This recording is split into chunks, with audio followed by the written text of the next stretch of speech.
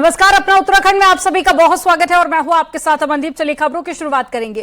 केंद्रीय गृह मंत्री अमित शाह की अध्यक्षता में आज नरेंद्रनगर में मध्य क्षेत्रीय परिषद की मीटिंग हो रही है। मीटिंग में उत्तर प्रदेश के सीएम योगी आदित्यनाथ और उत्तराखंड की ओर से सीएम पुष्कर सिंह धामी बैठक में मौजूद हैं। इसके अलावा मध्य प्रदेश के सीएम शिवराज सिंह चौहान और वर्चुअली जुड़े हैं, जबकि छत्तीसगढ़ के गृह मंत्री ताम्रध्वज साहू मीटिंग में मौजूद है और मध्य क्षेत्रीय परिषद की इस मीटिंग में करीब 18 बिंदुओं पर बातचीत होगी। तो एमपी के मुख्यमंत्री शिवराज सिंह चौहान वर्चुअली शामिल हुए हैं। इसके अलावा अगर छत्तीसगढ़ की बात की जाए तो छत्तीसगढ़ की गृह मंत्री ताम्रध्वज साहू इस बैठक में मौजूद हैं और मध्य क्षेत्रीय परिषद की इस मीटिंग में करीब 18 बिंदु होंगे जिन पर चर्चा की जा रही है।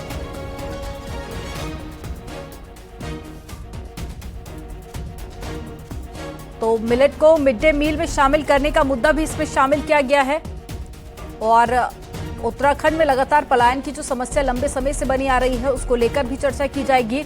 झंगोरे की सपोर्ट प्राइस पर भी चर्चा होगी और आंतरिक सुरक्षा के मुद्दे पर भी बातचीत होगी।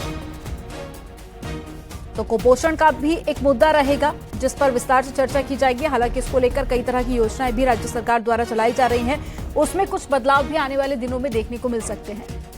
तो ये बैठक से पहले की तस्वीरें हम आपको दिखा रहे हैं जब केंद्रीय गृह मंत्री अमित शाह पहुंचे और ऐसे में उनका स्वागत किया गया। उसके बाद में बैठक की शुरुआत हो चुकी है और अभी बैठक जारी है।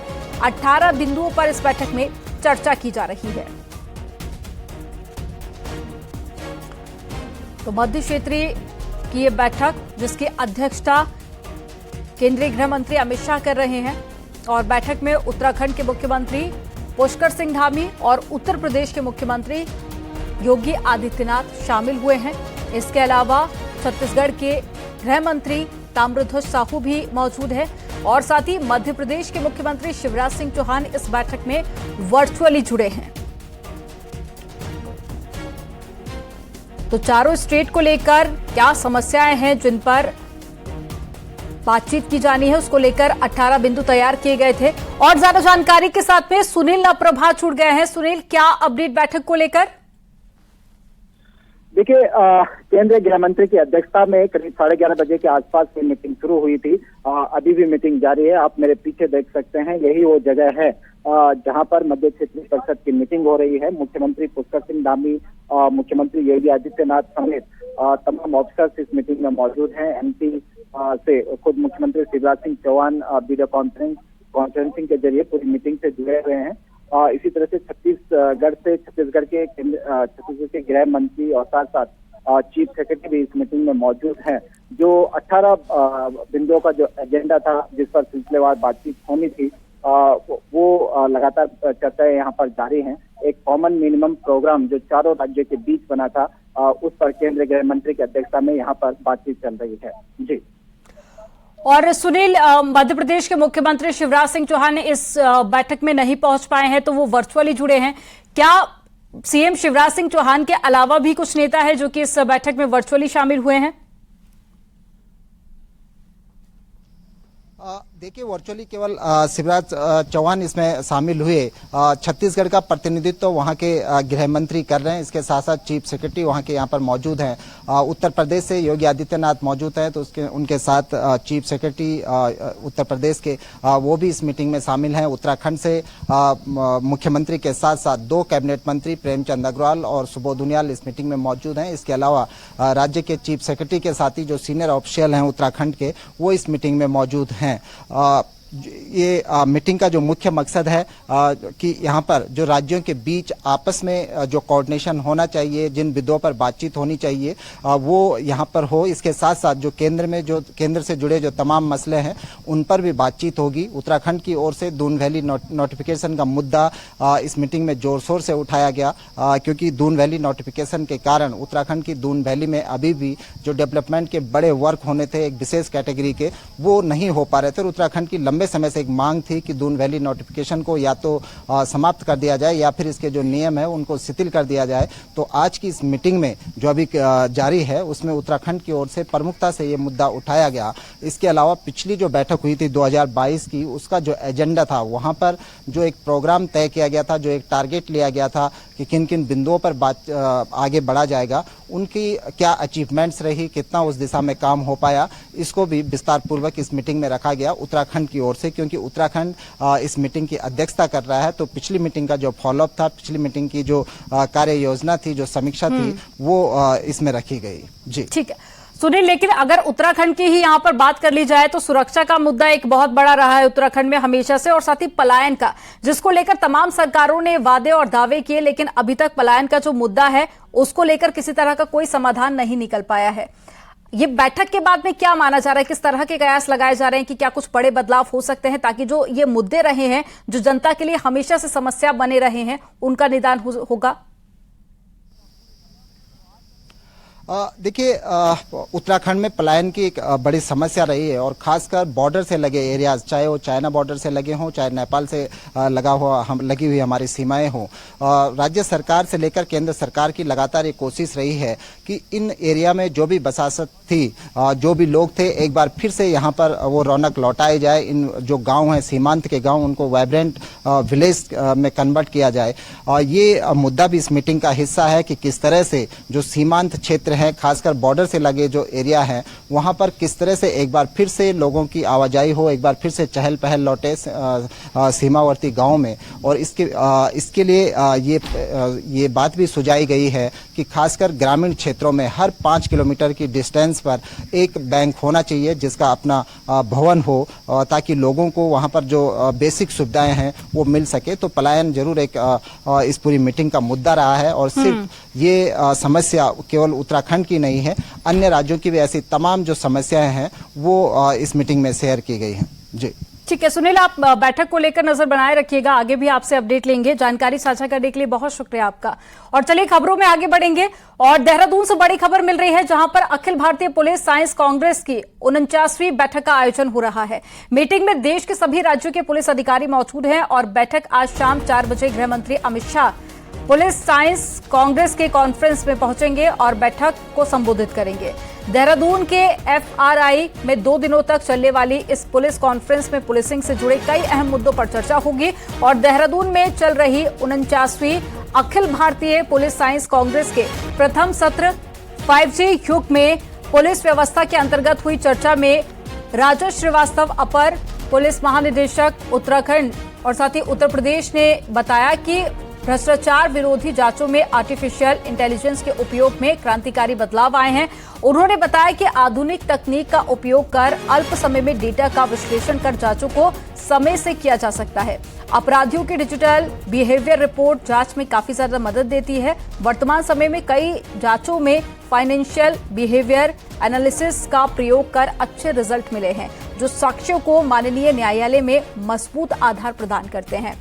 उन्होंने विशेष रूप से कहा कि कानून प्रवर्तन एजेंसियों एवं अन्य विभागों के बीच में डेटा शेयरिंग की काफी ज्यादा महत्वपूर्ण तकनीकी सिद्ध हुई है, जिसको लेकर काफी ज्यादा अहम डेटा शेयरिंग माना जा रहा है। ज्यादा जानकारी के साथ में सत्येंद्र वर्तवाल जुड़ गए हैं संवाददाता देहरादून से फोन लाइन पर। सत्येंद्र, 4 बजे बैठक होगी और उसके बाद में केंद्रीय गृह मंत्री अमित शाह संबोधित भी करने जा रहे हैं। किस तरह के कयास लगाए जा रहे हैं इस बैठक को लेकर? बिल्कुल, मैं आपको बता रहा हूँ, क्योंकि करीब 10 बजे से ये पूरा जो आयोजन है ये शुरू हो चुका है। यहाँ पर जो FRI में इससे जो कैंपस है वहाँ पे ये प्रोग्राम अभी जारी है, और प्रदेश के सभी राज्यों के, मतलब देश के सभी राज्यों के जो अधिकारी हैं, पुलिस अधिकारी, वो यहाँ मौजूद हैं। अभी ये लगातार जो इस समय के जो हालात हैं, साइबर क्राइम की बात करें या आर्टिफिशियल इंटेलिजेंस की बात करें या आतंकी जो घटनाएं जो लगातार देखने को मिलती हैं, उनको लेकर लगातार चर्चाएं चल रही है। और साथ ही जो जिस भी राज्य का जो बेस्ट पॉलिसी अभी जिस राज्य ने अभी जारी की होगी पुलिस में, जो अच्छे काम किए गए, उसको लेकर भी एक चर्चा चल रही है, और साझा आपस में साझा एक समन्वय बनाने की भी बात की जा रही है। और क्योंकि शाम को करीब 4 बजे यहाँ पे गृह मंत्री अमित शाह पहुंचेंगे, और वो भी ये जो देश के जो तमाम जो अधिकारी हैं उनको भी कई चीजें उनको बताएंगे। जी, जानकारी साझा करने के लिए बहुत शुक्रिया सत्येंद्र आपका।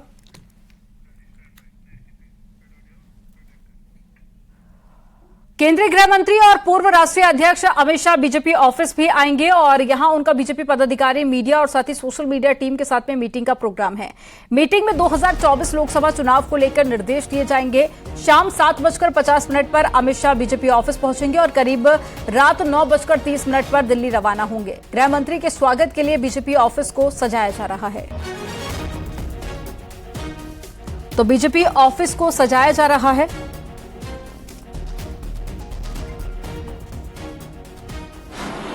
जब भी आपका आना होता है, कार्यकर्ताओं में उत्साह का संचार होता है।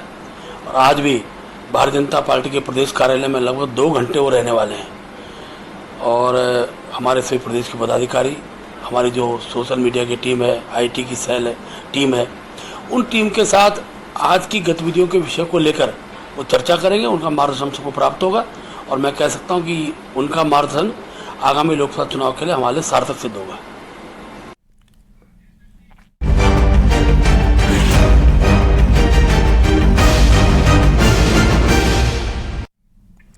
नरेंद्र नगर में मीटिंग के बाद में सीएम योगी केदारनाथ के लिए रवाना होंगे। सीएम योगी देर शाम केदारनाथ के दर्शन करेंगे और रात को सीएम योगी केदारनाथ में ही रुकेंगे और बाबा केदारनाथ के दर्शन, रुद्राभिषेक और विशेष आरती में शामिल होंगे। मुख्यमंत्री योगी केदारनाथ दौरे को लेकर सभी तैयारियां पूरी कर ली गई हैं। जिला प्रशासन और मंदिर समिति ने आज मंदिर परिसर, हेलीपैड समेत महत्वपूर्ण स्थानों का मुआयना भी किया। उत्तर प्रदेश के मुख्यमंत्री योगी आदित्यनाथ के दौरे को लेकर मंदिर समिति ने अपनी तैयारी पूरी कर ली है। विशेष पूजा अर्चना से लेकर श्रद्धालुओं को किसी तरह की दिक्कत ना हो, इसके लिए क्या व्यवस्था की गई है वो भी हम आपको बताएंगे।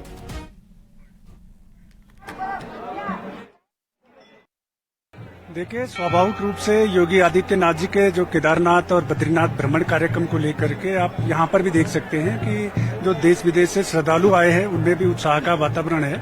और बद्रीनाथ केदारनाथ मंदिर समिति के स्तर से योगी जी के स्वागत के लिए, उनकी पूजा अर्चना के लिए सभी व्यवस्थाएं सुनिश्चित की गई है। योगी जी आध्यात्मिक चेतना के प्रतीक है, देश के यशस्वी राजनेता है, तो उनके आने से स्वाभाविक रूप से हम सब लोग यहाँ पर उत्साहित हैं और उनके स्वागत के लिए हम यहाँ पर तत्पर हैं। और ज्यादा जानकारी के साथ में भारती सकलानी लाइव जुड़ गई हैं। भारती का रुख कर लेते हैं। भारतीय, मुख्यमंत्री योगी आदित्यनाथ केदारनाथ धाम पहुंचेंगे शाम को, विशेष पूजा अर्चना में भी शामिल होंगे और ऐसे में बड़ी संख्या में केदारनाथ श्रद्धालु भी पहुंच रहे हैं, साथ ही सीएम की सुरक्षा भी रहेगी। तो ऐसे में किस तरह की तैयारियां की गई हैं ताकि श्रद्धालुओं को भी दिक्कत ना हो और मुख्यमंत्री योगी आदित्यनाथ का जो दौरा है उसको लेकर भी जो तैयारियां की गई हैं उससे श्रद्धालुओं को किसी तरह की कोई परेशानी ना हो? देखिए, मंदिर समिति अपनी तरफ से ये बात कह रहा है कि वो पूरी तरह से तैयार है पूजा अर्चना करवाने के लिए। और अभी इतनी जबरदस्त भीड़ यहाँ पर देखने को मिल रही है, सुबह से ही जबरदस्त कतारें लगी हुई हैं। और मैं इस वक्त नीचे की तरफ हूँ, नीचे की तरफ ही आप देखिए कितनी लंबी ये लाइन यहाँ पर लगी हुई है। श्रद्धालु दूर दूर से आए हुए हैं दर्शन करने के लिए और जल्द से जल्द श्रद्धालुओं को यहाँ पर मंदिर समिति भी ये कोशिश कर रहा है कि दर्शन करवा दे। उत्साहित हैं लोग भी यहाँ पर, जब उन्हें पता चला कि योगी आदित्यनाथ आ रहे हैं। उनके कार्यक्रम को मैं एक बार बता दूं, 3:35 पर वो पहुंचेंगे यहाँ पर जीएमवीएन के गेस्ट हाउस में, वो यहाँ पर रेस्ट करेंगे और उसके बाद शाम 6 बजे के करीब वो यहाँ पर आएंगे। पूजा अर्चना का उनका कार्यक्रम है, उसके बाद सुबह भी वो पूजा अर्चना करेंगे मंदिर में ही। विशेष पूजा अर्चना की तैयारी यहाँ पर मंदिर समिति के द्वारा भी की जा रही है। जो लोग यहाँ पर मौजूद हैं उनसे हम बातचीत कर लेते हैं, वो किस तरीके से देखते हैं। आपको पता है आज योगी आदित्यनाथ आ रहे हैं? जी, सबको पता है योगी आ रहे हैं यहाँ पे आज। किस तरीके से देखते हैं, क्योंकि 2020 में वो आए थे, उसके बाद अब आ रहे हैं और विशेष तैयारियां भी यहाँ पर की जा रही है। आप तो यहाँ मंदिर प्रांगण में ही अपनी दुकान लगाते हैं, किस तरीके से देख रहे हैं उनके दौरे को यहाँ पर?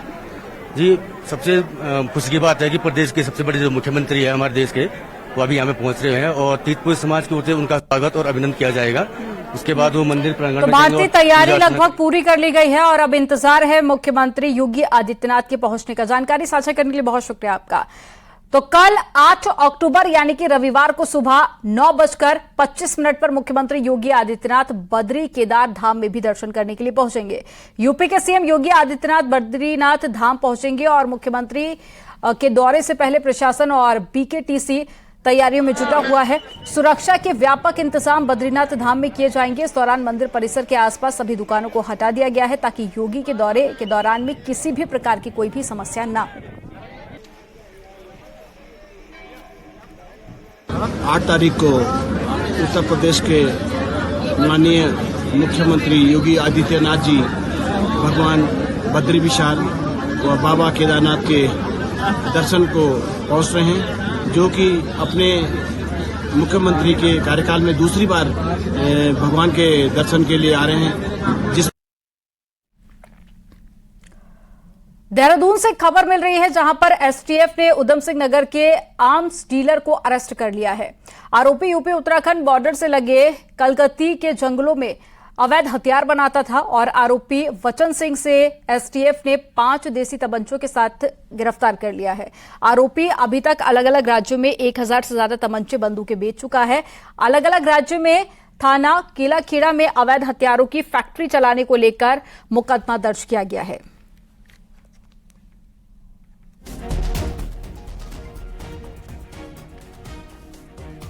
और ज्यादा जानकारी के साथ में सत्येंद्र वर्तवाल जुड़ गए हैं। सत्येंद्र, क्या सारा जानकारी?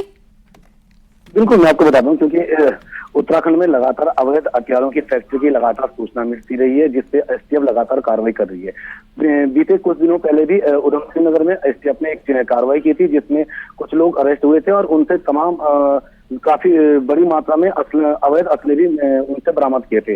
उसी कड़ी में एसटीएफ ने देर रात को एक रेड की, और ये रेड की है कलकत्ती जंगलों में। ये जंगल यूपी उत्तराखंड से लगा बॉर्डर के बीच में है, जहां पे आरोपी बचन सिंह को अरेस्ट किया है। इससे करीब 5 से ज्यादा असले भी इससे बरामद किए हैं। और ये भी जानकारी मिल रही कि जो आरोपी है, आरोपी के ऊपर पहले भी मुकदमा दर्ज है और इसने अलग अलग राज्यों में 1000 से ज्यादा अभी तक असले बेचे हैं। वहीं एसटीएफ लगातार इससे पूछताछ करे कि किन किन लोगों से इसमें ये पूछताछ के बाद में कुछ और लोगों की भी गिरफ्तारी हो सकती है। जानकारी देने के लिए बहुत शुक्रिया आपका सत्येंद्र।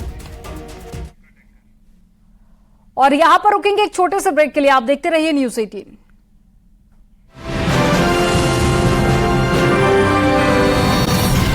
बड़ी खबर है जहां पर स्कूल में गुलदार घुसने से अफरा तफरी मच गई। बीएचईएल सेक्टर 1 स्थित राजकीय प्राथमिक विद्यालय में गुलदार घुसा था और वन विभाग की टीम भी स्कूल पहुंची। स्कूल प्रबंधन ने बच्चों को छुट्टी कर घर भेज दिया और वन विभाग के जंगलों से सटा हुआ है स्कूल, जिसके चलते गुलदार यहां पर घुस गया था, जिसके बाद भी बच्चों की छुट्टी की गई और वन विभाग की टीम को इसकी जानकारी दी गई। तो ये तस्वीरें आपको दिखा रहे हैं। देखिए, बच्चों की छुट्टी कर घर भेजा गया और ऐसे में वन विभाग की टीम को सूचना दी गई और जैसे ही ये जानकारी वहां बच्चों को लगी, मौके पर अफरा तफरी जैसा माहौल बन गया। हालांकि जंगल से सटा हुआ स्कूल है, जिसके चलते गुलदार यहां पर आ गया। सारा जानकारी के साथ में पुलकित शुक्ला जुड़ गया। पुलकित, क्या गुलदार को पकड़ लिया गया है अभी तक? देखिए, ये जो राजकीय प्राथमिक विद्यालय है, ये बीएचएल सेक्टर 1 में जंगल से सटा हुआ जो है विद्यालय है।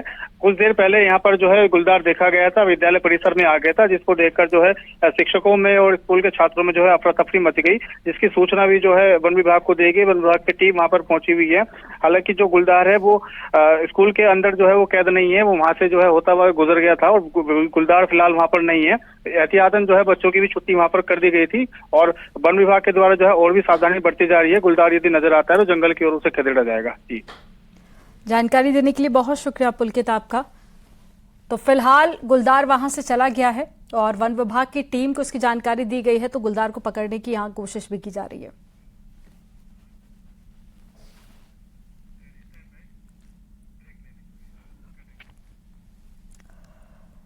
यहां पर रुकेंगे एक और छोटे से ब्रेक के लिए। आप देखते रहिए न्यूज़ 18।